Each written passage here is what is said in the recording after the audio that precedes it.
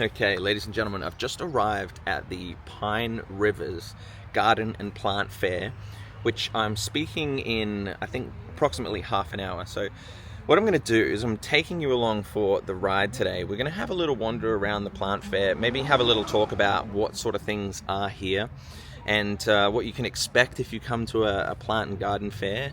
And if I can get some footage of me speaking as well, I'd love to share that with you too, but maybe a little bit about what's going through my mind when we're preparing for a talk and the types of things that I want to share. So let's go have a look.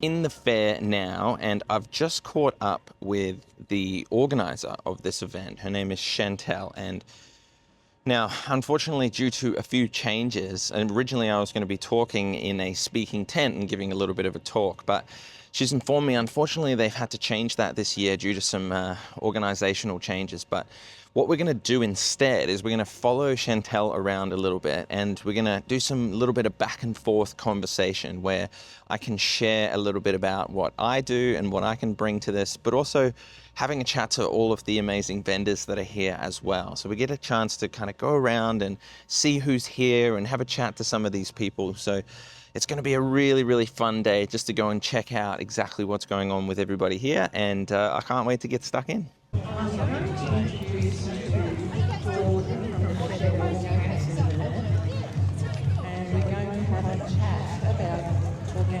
Pesticides? Pest management. Pest management, that's the way. It's not a pesticide, I should say. So bear with me, and I'll just wait a second. Do you do a blog or a vlog or blog or whatever? Podcast. I do a podcast, yes, and then plenty of online content as well to help people out.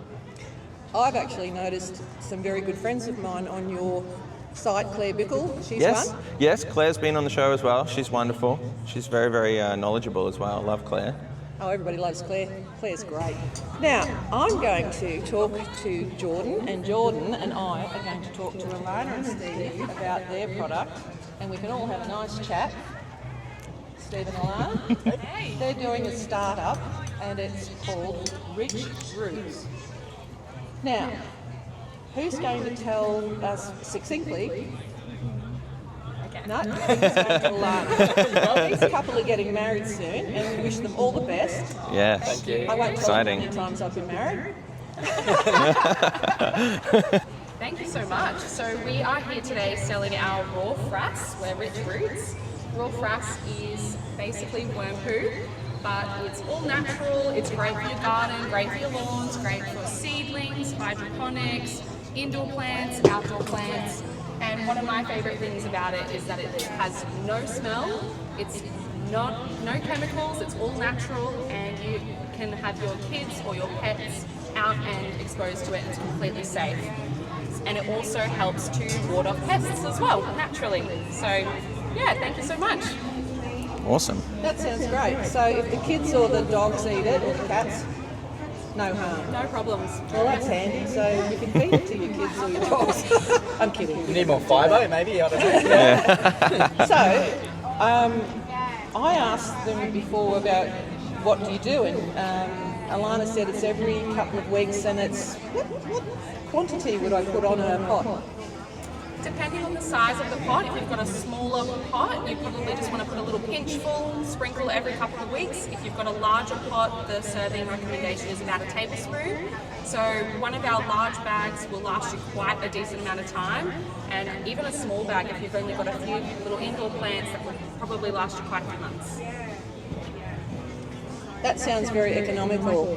Now, the price list, because I'm sure a lot of people have never seen these lovely couple before. Rich Roots price list is 160 gram bag is only $6.95. Now that is super cheap.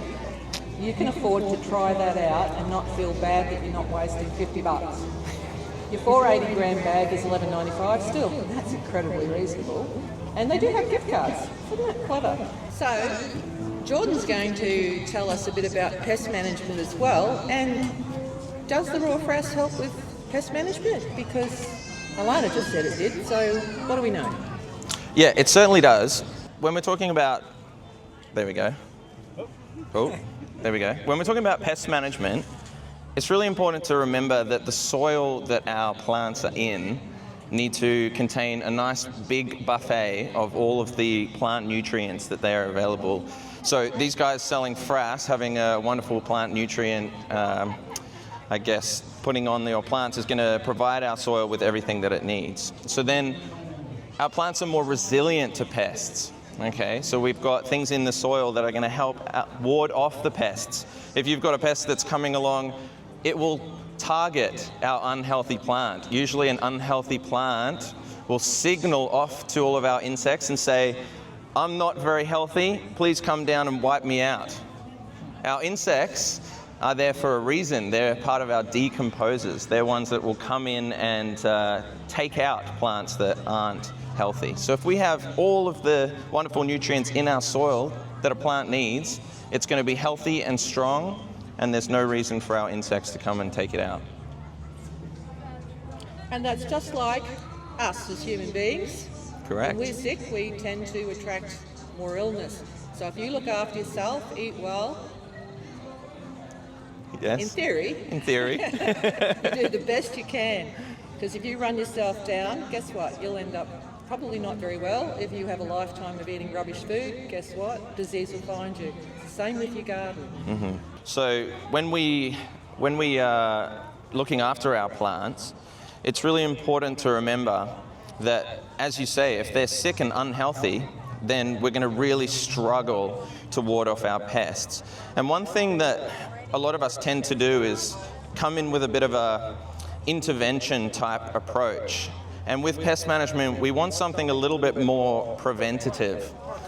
So rather than treating our plants with chemicals, which are then in turn destroying all of our beneficial organisms that are helping build plant resilience, we're actually wanting to prevent by providing all of the right nutrients for these beneficial microorganisms and bacteria. And therefore, we're going to have healthy plants so that we can have thriving plants that aren't attacked by insects. Does that sound like a good idea, Chantal? I'd have to agree.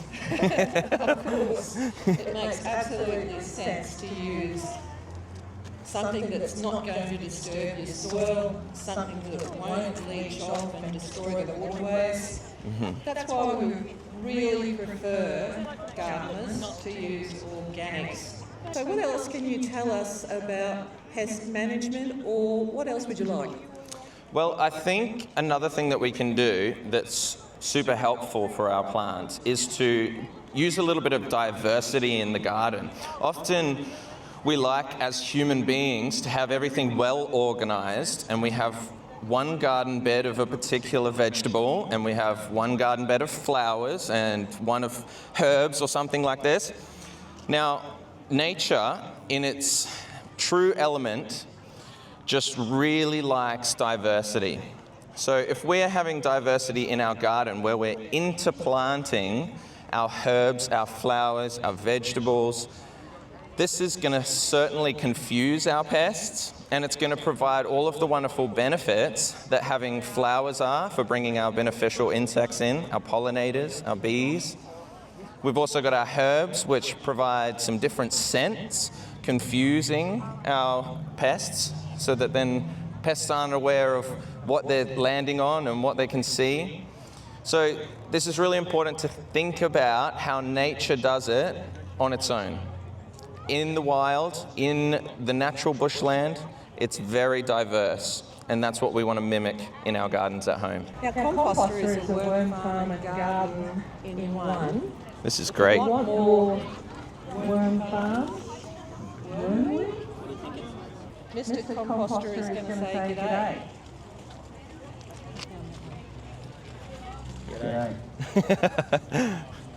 Yeah, this is the composter worm farm.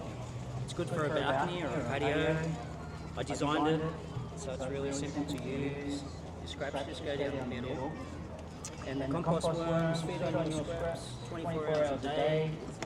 You convert your scraps back into plant food. And the plants thrive. And every time you water it, the water comes out lovely and brown. If you put that under a microscope, it'll be alive. So that's awesome to spread around your garden. Inoculate your raised garden beds. Take that back up. Put it on the lawn, put it on citrus, indoor plants, and everything will just thrive. All from your waste. Cool, eh? Very cool, very, very cool. And you're absolutely right. It's a great way to use your scraps to a really effective way. And as we were speaking to the guys before that are selling the frass, this is a very similar type system. So you can come and get yourself one of these. It's a beautiful composter. And he's got some beautiful variety in here as well, some wonderful herbs, and they're all looking wonderfully healthy. And as Chantel mentioned, you can come and check one of these out. They're nice and cheap, and they sit very nicely on your balcony. And here's Chantel, she's looking very beautiful. Beautiful and floral. Yeah, no one sees me when I'm at home, thank God. How long have we been around? 10 years. 10 years. 10 years. 10 years. We supply the worms online, they get sent to you, or you can also buy them from your local Happy hardware store. Yeah. Legendary. What's this BCC compost rebate program? Brisbane City Council just increased their cash rebate from $70 to $100. Wonderful. Which covers the cost of the composter. You upload a screenshot of your receipt and also a photo of something with your name and address. Doesn't matter if you live in a boat, live in a mansion, live in a caravan, as long as you're in Brisbane Council, and they refund you up to $100, so it makes my thing free. That's truly amazing. I'm very, very impressed. It's good. So I'm just going to pop in here and say g'day. Now, what can you tell me about your site, your plants, and what you do? Well, thank you. We're very excited to be here for the first time. This is actually our first ever plant event, and we specialise in sansevieras, and we try to stock unusual plants, Hoyas, Epipremnums, Reptiles, Lepismiums, so yeah, a whole heap of different things that we hope people can't find anywhere else. So yeah. I did see some very largely mother-in-law's tongue over there. Goodness me. Yeah, look at that. Oh my God, this is huge. What's this one called? It's Sansevieria masoniana, or the common name is whale fin. These are incredible. They've got fan sort of ones, they've got a variegation one, they've got stripy ones. There's some lovely Hoyas hanging up. $10? Yeah. Oh my God. Yeah, I know that. No, it's beautiful, and I hope they're enjoying their first ever venture out, because it's really hard to put yourself out. And they're really good for air quality indoors as well. So if you want to sort of purify your air quality, some of these plants are really wonderful to have inside your home. Yeah. Yes. Oh,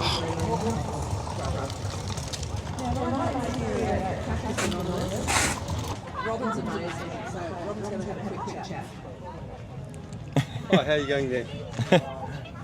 At Cactus Knowles, we specialise in cacti, all things fat and spiny. We have quite possibly one of the largest ranges of cacti in Australia.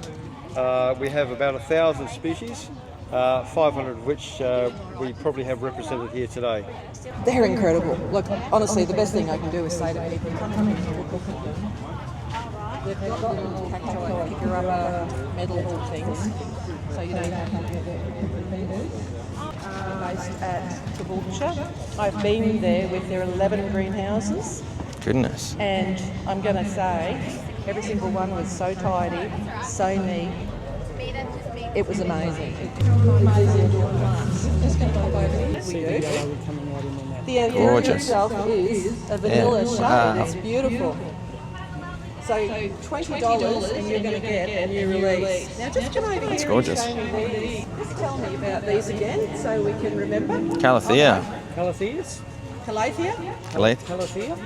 And they're Calathea. Yep, they're a pretty hardy little plant, good for indoors and a light, bright sunny position in your window.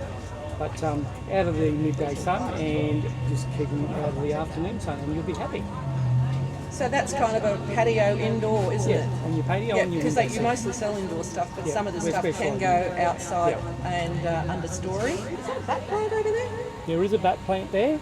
Let's have a look They're at the it. most extraordinarily odd flower. It's a white one now. It's saying it's a white one. It's saying it's a white, so we're going to say it's white, and it is $45. Now that's a very, very big plant. It's gorgeous. Oh yes. So we've got these Billy ones. Ball, wait a sec. These are Monstera Thai constellation, and they're about 45 centimetres high in a 10-inch pot, and we've got them for $100. And they're a really collectible, popular. Very rare, sought after. Yep. Yep. These ones are another new plant we have. And these are Telecacia Pharaoh's mask, and they've got that really deep variegation veins in the leaves. Gorgeous. They're quite strong, and it comes out as they get older as well. $15. This is a stingray. Stingray plant. I Stingray? don't know the botanical name, just nicknamed stingray plant, and they're 40 to 50 centimetres high, and they're $15 each. So, and Now they're they nice get tails quite on them. big, Gorgeous. I know, because I've seen them in gardens. They get to be, what, a few metres? Yeah, about 1.5 metres to 2 metres, and they'll get the leaves a bit double that size, or maybe a bit more. So those stingrays are gorgeous. Now, what do we got here? Species anthurium? This is an anthurium, and it's an anthurium, and it's a paddle anthurium, or they nickname paddle because it's got a leaf like a big paddle. They're native to Australia. They're pretty hardy, can go indoor, outdoors, but they do like a more shady spot. But if they get out in the hot sun occasionally, they don't mind that at all. They tolerate that quite well. We're doing a lot of touring with Chantel at the moment, wandering around, having a look at all these stalls, which is just so good to be able to share with you. We're on the way to some reptiles actually, which is really awesome. We're going to be having a look at a snake person, Chantel's told me. So we're going to go and check that out. So that will be really exciting as well. This is crazy. They scare me a lot, so I probably won't come too close. That's so gorgeous. Black-headed python? Wow, beautiful. Such a stunning creature, but it really does give me the shakes. But does it have a name? Steve. Steve the python. Steve. Yeah, so nice. Gorgeous. He did come with the name Dexter, but we already had a Dexter, so we had to change it. And we're like, oh, what do we change it to? Good. Well, name him after Steve Irwin for the shows. Yeah. Love it. In memory. Wow, look at this. 5. That And Steve's the biggest. Yeah. And then gorgeous Darling. colouring. Darling the Murray Darling. I'm just like Jungle python. very, very They're from Asia. cautious. They're gorgeous, aren't they? Is there one? Presumably there's one in there. No, he's just got these two today. And Okay, the little yeah. monitor. So ridge-tailed monitors are a small species of varanids or goannas. Like all monitors, they actually have a very, very small, minute amount of venom. It's not enough to affect a human. I mean, I've been bitten by monitor lizards and you don't even notice any swelling or anything. But it is enough to digest the prey and immobilize it. These ones, they've got a really cool feature on their tail, which is why they're called the ridge-tailed monitor, is those ridges down their tails there. And what they basically do is mean that if they go into like a rock crevice or something to hide from a predator, the way that the ridges are pointing mean it can only go in its line of direction. So if a predator tries to pull it out, it can't be pulled backwards, it can only go forward. Very clever. And on top of that, they're the best predators ever. They've got really good eyesight, they're extremely fast, they can track down prey very easily, and they've got a really long forked tongue, so they kind of got those snake-like instincts on top of all that. Gorgeous. And then, yeah. And what made you fall in love with reptiles and snakes and things like this? Because they petrify me a bit. So Yeah. how do you get past that fear that's like almost innate in us? So, humans, we all should have an inherent fear of snakes because our ancestors have been killed by snakes for years. It's the same reason you might show a monkey a snake and it'll freak out even though it hasn't seen one before. For whatever reason, certain individuals like myself are born without that fear. I think it's because I grew up in a rural area and I've been around snakes my whole life. And when I turned 13, I became eligible to keep a reptiles keeper's license. And I was kind of looking for a pet at the time, and I was like, man, I want something different. I want something different to what everyone else has, like birds or cats or fish. And I started looking into snakes, and I was like, man, these seem easy to keep. They seem cool. And on top of that, I love snakes. They're awesome. So I got my first snake ever, which was a Stimson python, the one in this box here, which I can probably get out. And his name's Dexter. He is about 11 years old. He actually shares the same birthday as me, which is sort of fate if you think about it. And yeah, this is my first ever snake, Stimson python, and I got him in 2018.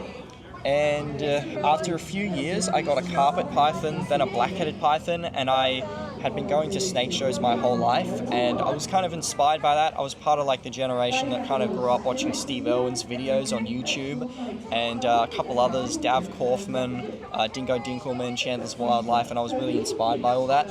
And I was like, man, I'd love to do this. So after I got up to about 5 or 6 snakes, I decided, yep, we got enough, and I turned 18, got my exhibitor's license, and halfway through 2024, I started doing shows and for schools and whatnot, and then here we are.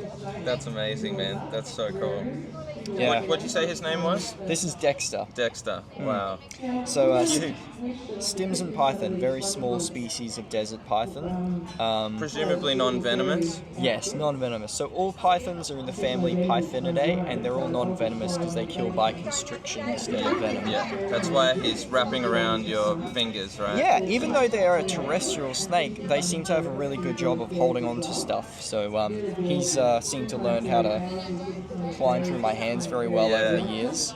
That's so gorgeous. And if you get up close, you can see the heat sensing pits they use to track down warm-blooded prey with. Really cool adaptation. They help them see where the heat is and see where their prey is. Hopefully not you. Yes, well, he seems to have, over the years being hand-raised, decided to learn to distinguish between people and prey quite easily. But a lot of snakes have difficulty with that, and you only find out when you stick your hand in when it's feeding time. That's right. Oh, that's so cool, man. That was amazing. I really struggled to be close to that, but look, really, really fun. We're going to go catch up with Chantel again, and we're going to go and see who she's chatting to now, see if we can discover some more amazing vendors here at the garden show.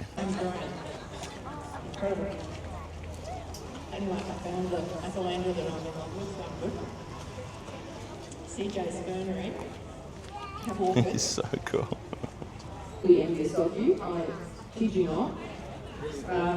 One of the fellow that used to own Theo's nursery, Theo's, he lives up the road from my sister.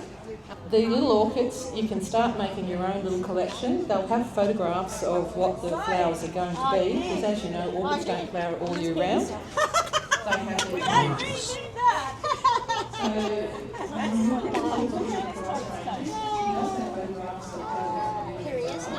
Maidenhairs, beautiful ferns. Maidenhairs. Exotics. Gorgeous.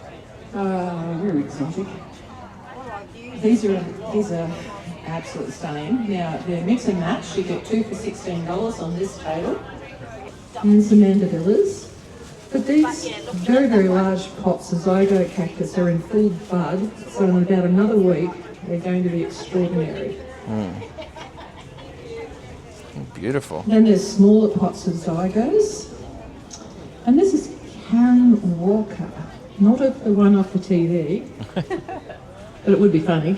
The zygos are really stunning. Some of us have zygos that last forever, and some get wilty and die. Why do they do that? It all depends how much sort of rain, where you've got the potting mix, you've got a whole couple of, scenarios, amongst there, but I've had ones that have been 30 years plus and all of a sudden didn't like what was happening, and yeah. So would you recommend someone then to take a cutting from the zygo and keep propagating in case you do lose one? Yeah, definitely. If you start to see them getting a little bit woody down the bottom, you always take a cutting from the top section of it, which is a nice fresh growth, and you can go again. That's a bloody good idea, isn't it? I'm full of them. I'm just on the way back to HQ and I've got to come in here to Brisbane Valley Nursery. Now Jason said he's not going to talk to anyone. He's quite adamant. What are you putting away there? Compost. Are they mini or I haven't got the microphone under your mouth, you can tell me. They're marami, they're the round ones. They're round and they're called marami. Yeah. And these little plants are going to turn into great big orange balls on a little plant. Absolutely. Super cute. Are we going to make jam out of these? Yeah. Yep, you can make jam out of these. I made Comcot jam a few years ago. What a fun make. They are stunning. So Brisbane Valley Nursery has got a great lot of plants, lots of colour, lots of trees, lots of beautiful gerberas. Now I'm going to take a break. All right. So Chantel's taking a break. She's done well. She's been wandering around, speaking to all of the different vendors, and I've had the privilege of following her along for the journey. There's some absolutely amazing people that have been here, and it's really special to be able to connect with these vendors that are so passionate about what they do and being able to share their passions with everybody here at the garden fair. Now, unfortunately, this is going to be the last year of this Pine Rivers Garden Fair. But what I wanted to remind you all of is that you can go out there and connect with your local garden and plant fair, wherever that may be, because not only are they super fun to be able to see exactly what people have for sale, these gorgeous plant arrangements, these fun, funky things that you can be putting in your garden, but it's also a chance to support local people who are doing wonderful jobs of, growing plants or sharing their constructions, their woodwork, some of these beautiful ornaments and statues you can have in your garden.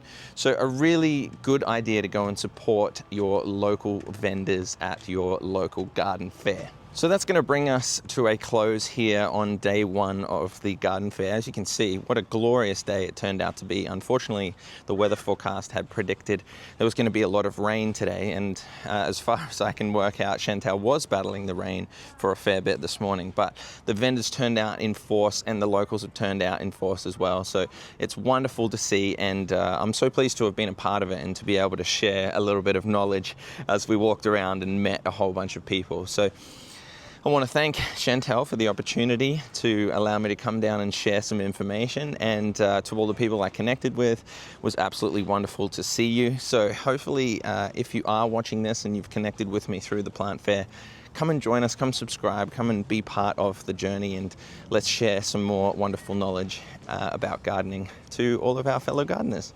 So we'll see you again next time. Thank you very much for being a part of this.